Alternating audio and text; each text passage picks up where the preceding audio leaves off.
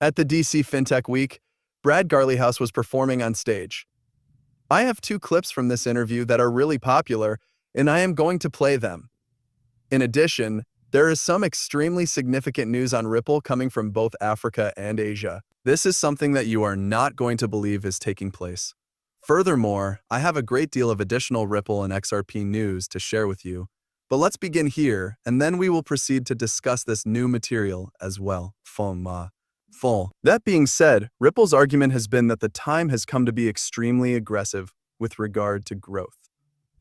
Additionally, this is both organic development and the continuation of building where the payments company is, utilizing fundamental technologies centered around blockchain and the XRP ledger in relation to payments. This is a custody business that we are in. This is the stablecoin industry that we are in. And then, in response to your concern about mergers and acquisitions, we invested $1.25 billion to acquire Hidden Road, which is a prime broker and, to tell you the truth, the largest non-bank prime broker in the world.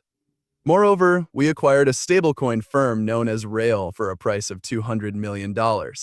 Rail was one of the most successful stablecoin companies for the international business community. The corporate treasury is hoping to employ stablecoins to solve some of the problems they are having with the movement of money inside the company.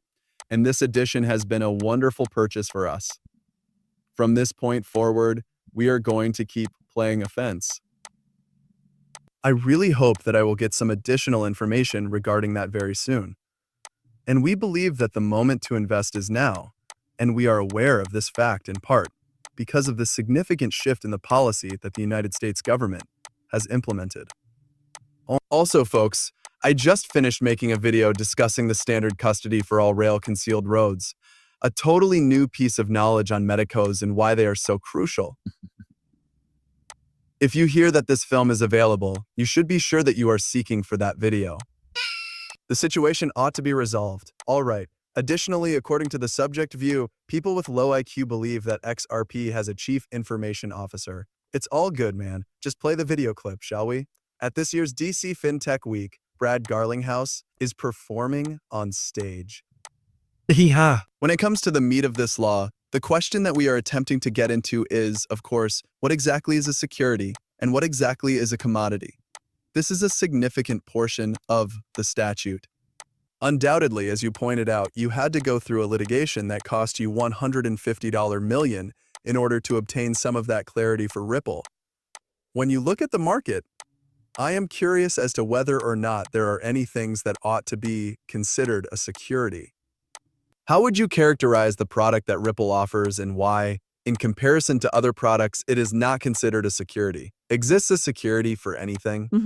In any case, I believe that the entire litigation for Ripple was, to a certain extent, about what Ripple is. Ripple is a privately funded corporation that has raised venture financing and issued stock linked with that. Securities are what those are. What exactly is XRP? XRP, which is a technology that falls under the category of open source technology and is somewhat inherent to our products.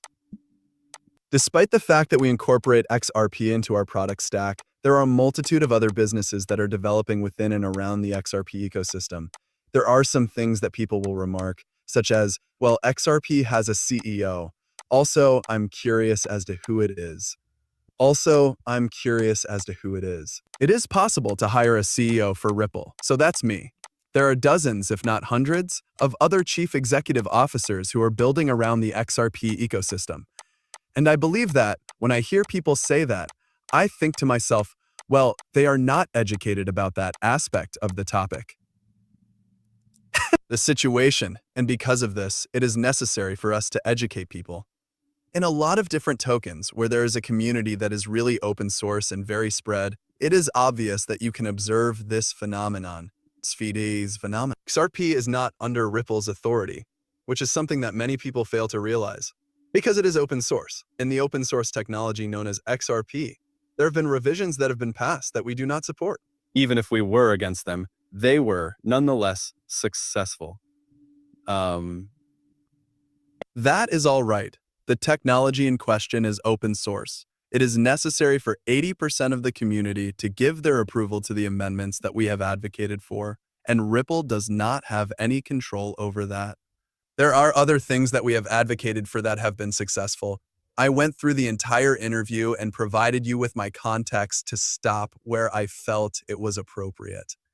If you guys are interested in the full interview, which should be available by the time you see this, I went through it entirely, and going through that was a lot of fun in a lot of different ways.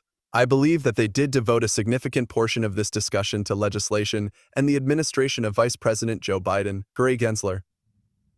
In addition, I believe that it was an excellent message for Brad to receive.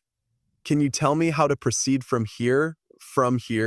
Working together on all sides of the aisle to ensure that the Clarity Act is completed and approved so that we can all move forward with innovation. He did stress the fact that other nations are currently in a better position than the United States of America, and if the United States of America truly desires to be the crypto capital of the world, we need to get our act together and begin behaving in a manner that is fit for the title. What's more, the interview was fantastic. During the time that I went through, I hope you loved that. This fresh information that Ripple is expanding its worldwide custody footprint into Africa through a new relationship with Absa Bank is something that we should jump into right away.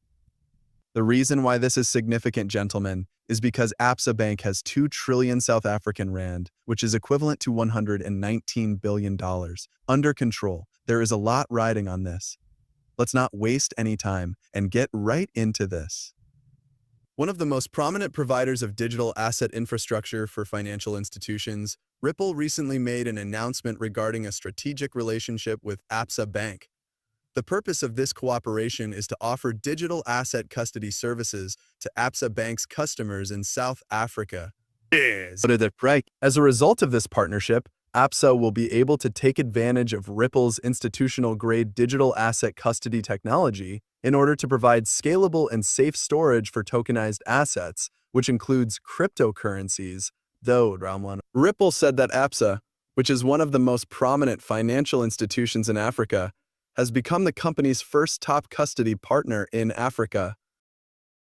Emerging markets are experiencing an increase in demand for digital asset infrastructure that is both secure and compliant, which has led to the formation of this alliance.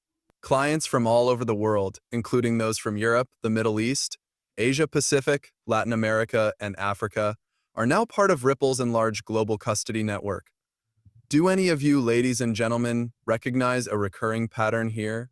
Well, the answer is yes. They will soon be covering the entire world here, as financial institutions embrace the opportunities afforded by digital asset technology. Providing support to them is essential.